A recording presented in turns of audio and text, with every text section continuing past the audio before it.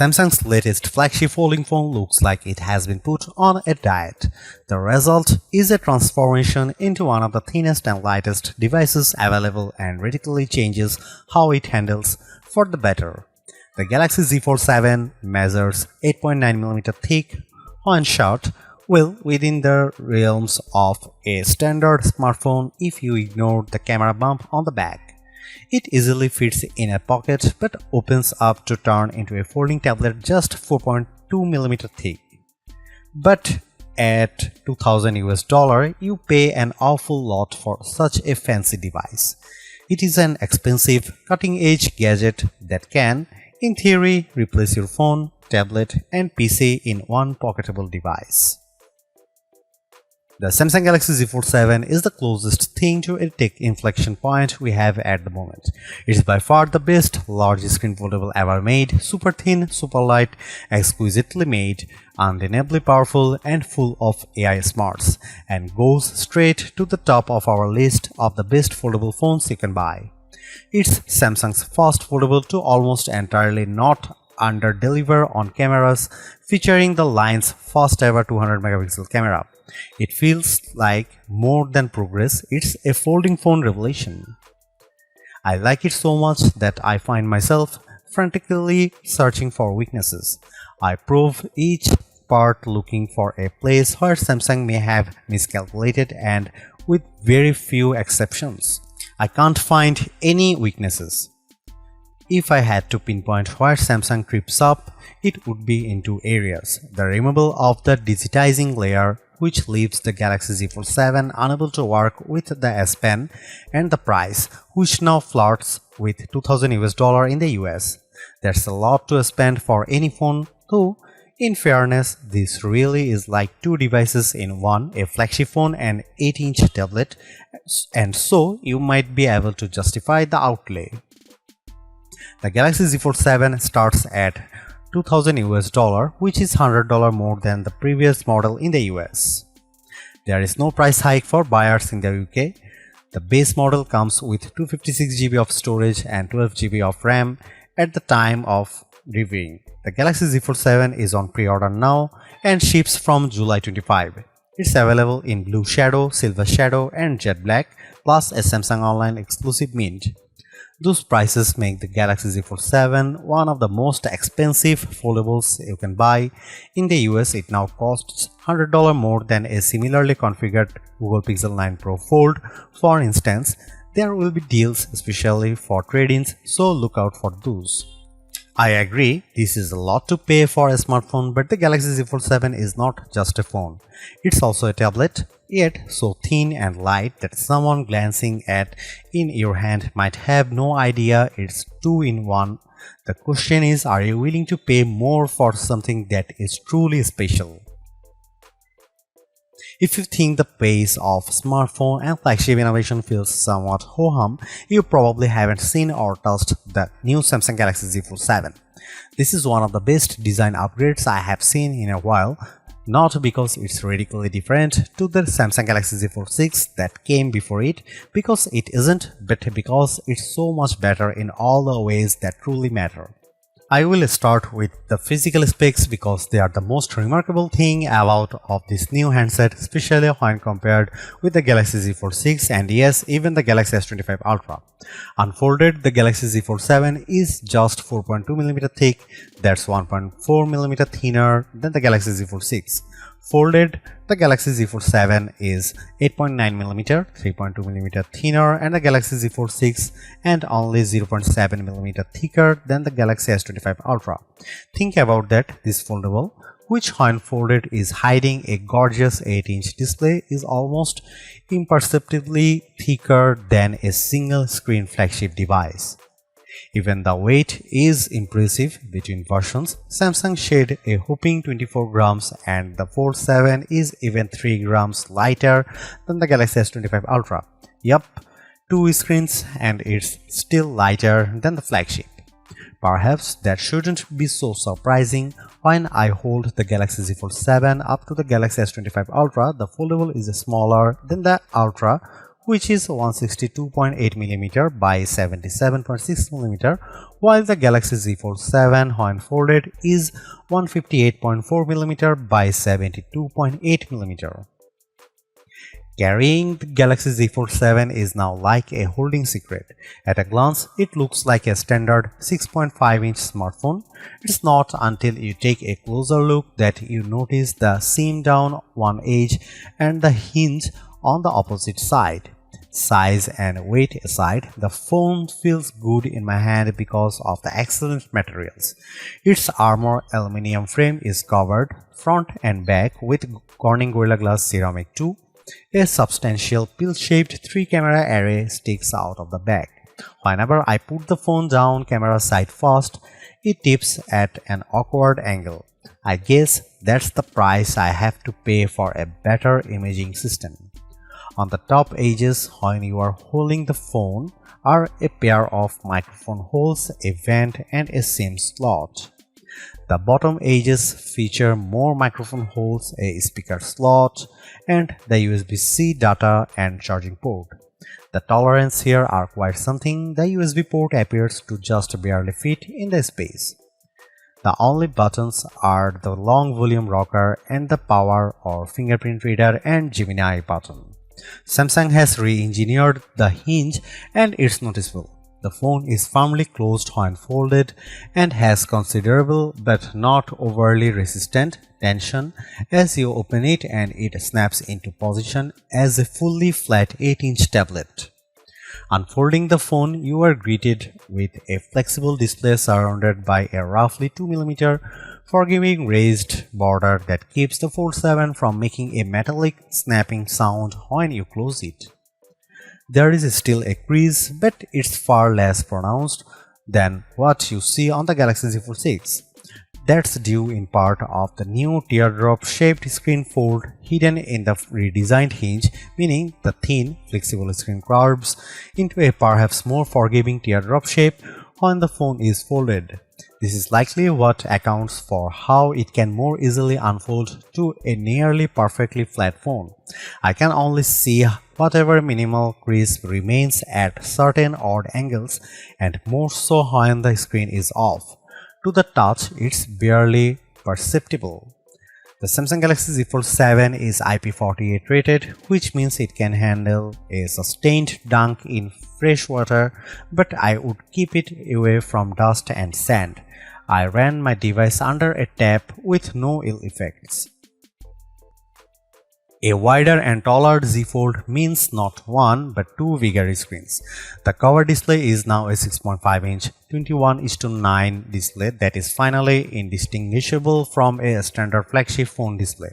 Where the Galaxy Z Fold 6 has a 968 by 2376 resolution, the Z Fold 7 cover screen is an expansive 2520 by 1080 422 ppi 1 to 120 Hz AMOLED 2x screen. It has a punch hole for the 10 megapixel selfie camera, but it does not feature an under the screen fingerprint reader that's integrated with the power button. It's a lovely, bright screen that's now wide enough to more easily accommodate a more usable virtual keyboard and fully serviceable when you don't want to unfold and use the main display. Like the cover display, the main display is larger this year. It's now an 8-inch display from the Galaxy Z Fold 6's 7.6 inches. It's also got more pixels, jumping from 2160 by 1856 to 2184 by 1968. It's still QXGA Plus and supports the dynamic 1 to 120 Hz refresh rate. While the display size now matches Apple's iPad mini, the 6th generation's mini's 8-inch screen has an aspect ratio of 3:2, while the Galaxy Z Fold 7 is now 5:6. This makes the Fold 7 more of a square as compared to the iPad's slightly rectangular display. In practice, this means that on the Z Fold 7, some videos and games may have larger black borders at the top and bottom. It doesn't bother me, but you might want to see what Netflix looks like on the phone before placing your order. The main screen is big, bright and responsive. It was useful in bright sunlight and all motion looked fluid and smooth. I left it on the default setting, which lets the system adjust the refresh rate on the fly up to 120 Hz and down to 1 Hz, which is not as energy efficient as locking in at 60 Hz. Both screens are rated for a max brightness of 2500 nits. In our testing with the HDR enabled, we got up to 2245 nits on the main screen and 2016 nits on the cover screen. Those are admirable numbers and mean you shouldn't have any trouble viewing these displays in direct sunlight. To achieve the 4.2mm thickness, Samsung made some changes to the panel configuration, most notably dropping the digitizing layer that in the Galaxy Z Fold 6 offered support for specially tipped S Pens. I was initially pretty upset about this, but I did find that I could still draw with my finger. It's not as precise, but it's not terrible, and I can still use my finger to mark up images for generative editing and sketch to image. My doodles for the latter are not as good as those drawn with the S Pen, but the screen had no trouble interpreting my rough sketch and transforming it into a very realistic mouse. I can report though that while the S Pen or any digitizing stylus will not work, a classic dump capacitive complement stylus, one you can buy for $6 on Amazon, does work with the display. It won't record pressure or angle, but it makes it a lot easier to draw. The other thing you might notice on the new Galaxy Z Fold 7 display is the noticeably larger camera punch hole. It's not only bigger in order to accommodate a better 10-megapixel camera. It was just 4 megapixel on the Fold 6. The hole is also no longer covered with pixels, so it remains visible at all times. It's positioned a tiny bit more centrally along the top edge than the punch hole on the Google Pixel 9 Pro Fold's flexible display, on which the equally large hole is positioned towards the far right corner and is maybe a bit more out of sight. These things aside, I love this big multitasking screen, which has room for a couple of apps or large screen views of favorite apps like weather or maps. It's also a nice canvas for Gemini Live, which makes the most of the larger space. I also enjoyed drawing on it, streaming shows on Netflix and playing action games. The benefit of a flexible screen is that the Galaxy Z Fold 7 doesn't have to be only flat or folded, it can also be L-shaped, which I found useful when I was checking over an interview transcription which I recorded and used AI to transcribe on the fold.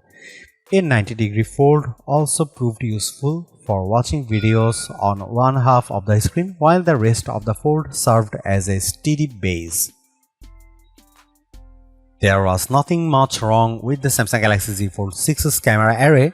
It has a nice 50-megapixel lens, a 10-megapixel and a 3x optical zoom, 10-megapixel, but I was very aware that this was a flagship class phone with a flagship level price, and it bothered me that the best camera array was reserved for Samsung's Ultra line.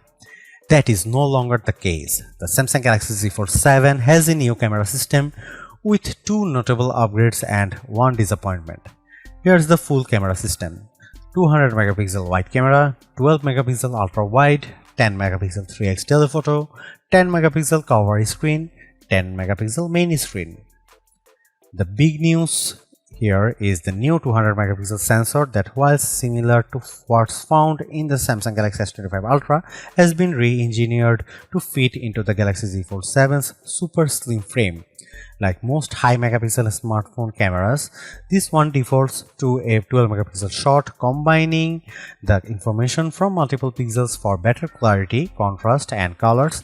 It does a nice job, but there is a very good reason to shoot at the full 200 megapixel. Doing so lets you crop into almost any picture detail without losing clarity. Here you can see some camera samples of the Samsung Galaxy Z Fold 7.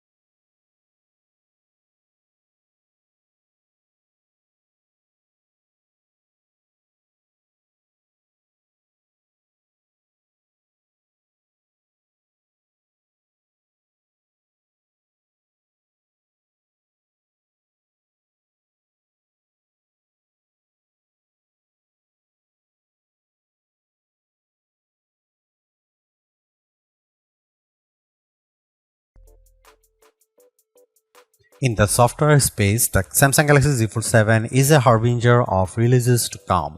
It's the first flagship to release with Android 16, well ahead of the next big Pixel launches, including we expect the Pixel 10 Pro Fold on August 20, and it also has the latest Samsung software in the form of the One UI 8. That former landmark is by Google design, with the tech giant rearranging its development flow to ensure that its big partners have these new releases in time for their latest flagship phones. As for the latter, Samsung just seems to be getting faster and more efficient at updating and improving its own Android overlay.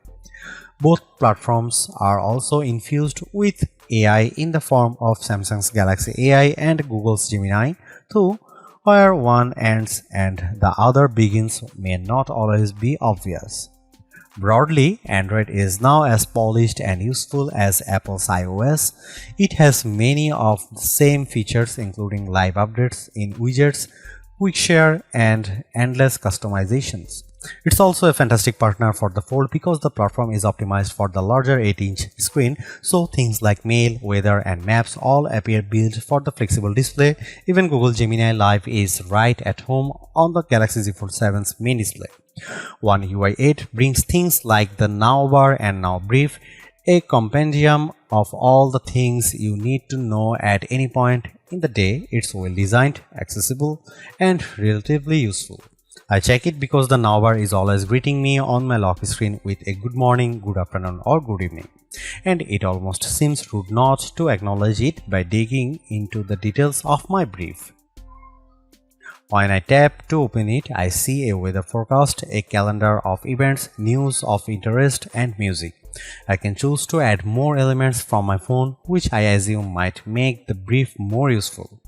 There is, of course, a lot of AI on this phone. Google handles the circle to search and Gemini site, and the rest of the AI found on the phone is Samsung Galaxy AI.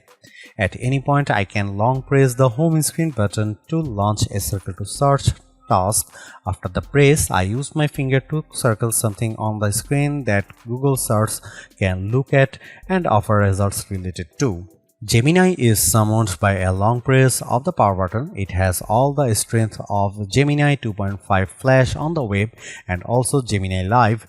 Gemini Live works in full screen mode on the large main display, but I find it more useful when you share your screen with Gemini Live and it then operates in the background, offering insights based on what it can see on screen and the questions you ask it. You can also just have Gemini look through the camera and see your world and ask it what it says, unless you want everyone to hear your Gemini Live conversation. This would be a good time to invest in some Galaxy Buds Pro 3 headphones if you plan to be out and about with the Galaxy Z Fold 7. Other Galaxy AI powered features remain and are little changed from the last time I tested them on a Fold. I can use sketch to image to instantly add photorealistic elements to existing photos. I added a mouse to my coffee table, although as I have mentioned it a bit harder to sketch the right image idea without an S Pen. Drawing Assist, which lets you turn rough doodles into much higher quality artwork and is another feature that benefited from S Pen support. Also still works and may not come in even more handy now that you will likely be forced to use your fingertip to make your rough sketch. Galaxy AI is rich extends to video, and I used Audio Eraser to clean up the sound on a video shot in the heart of New York City's Times Square. The capabilities more or less match those in Apple's Audio Mix tool, although how the tools pinpoint which extraneous sound to target differs quite a bit. Audio Eraser focuses on crowd noise, voices, and wind, and the results are good, though my voice did end up sounding just a tiny bit robotic, although not dissimilar from the results I got with Audio Mix, the Apple iPhone 16 Pro Max.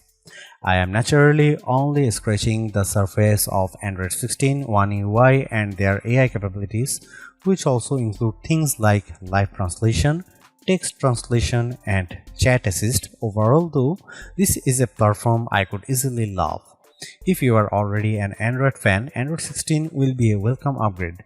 If you have used a Galaxy before, One UI will be instantly familiar but also improved. The AI is deeply embedded but never intrusive. It looks and feels the way I thought Apple Intelligence would be on an iPhone, and how I hope it will look the feel when Apple eventually delivers the updated Siri. Not only does the Samsung Galaxy Z Fold 7 pack Qualcomm's best silicon, it's a customized chip produced just for Samsung's latest foldable, the Snapdragon 8 Elite for Samsung. The difference between the standard Elite and the Samsung version is small but notable. Most reports put the 8 Elite's max clock speed on its 2-core cluster at 4.32 GHz. On the Galaxy Z Fold 7, according to Geekbench 6, it's running at 4.47 GHz. The 6-core cluster is running at 3.53 GHz, which is the same speed as the standard 8 Elite.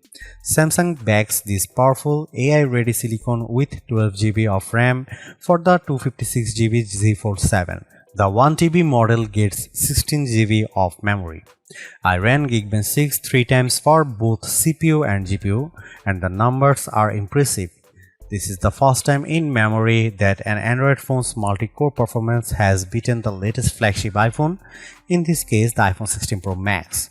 Here are my average numbers. Samsung Galaxy Z Fold 7 single-core average score is 2512, while iPhone 16 Pro Max single-core score is 2892. Samsung Galaxy Z Fold 7 multi-core average score is 8986.67, while iPhone 16 Pro Max multi-core score is 8327. Yes, Samsung beat Apple on the multi-core scores. It may look like Apple handily beat Qualcomm on the GPU side, but those numbers are not directly comparable. What matters here, though, is the performance, and the Samsung Galaxy Z Fold 7 has power to spare. I found it fast and fun for everything from web browsing to video games and video editing. I tried stressing out the system by opening 51 tabs in Chrome and Gemini Live, which is probably a more resource-intensive operation. A funny side note here, when I allowed Gemini Live to review my screen and asked it how many browser tabs I had opened, it said 10. I tried to guide it to the number listed next to the microphone icon, and it said 11. When I pointed out its error, Gemini Live apologized and said it had no idea why it made that mistake. I wasn't done pushing the system, so I also launched PUBG. The game opened without issue. I started to play and the phone never skipped a beat. I even used Circle to search to learn more about a car I found. Put another way, this is a thin, light and very powerful system, and it's ready to multitask like the private productivity wonder it is. Audio performance out of the stereo speakers is loud but also clear. Do not expect booming bass, but if you want the Fold 7 to power a party via your Spotify playlist, which yes, you can summon through Gemini, the Fold 7 has you covered. The Samsung Galaxy Z Fold 7 is so thin and light that combined with its larger cover screen, you could easily mistake it for a standard flagship. There is a larger 8-inch display inside, and all this plus the new camera system, the main camera finally gets a 200 megapixel sensor, make this the most desirable Z Fold yet. It's a shame too that it also the most expensive fold to date for some, and that ultimately may hold it back.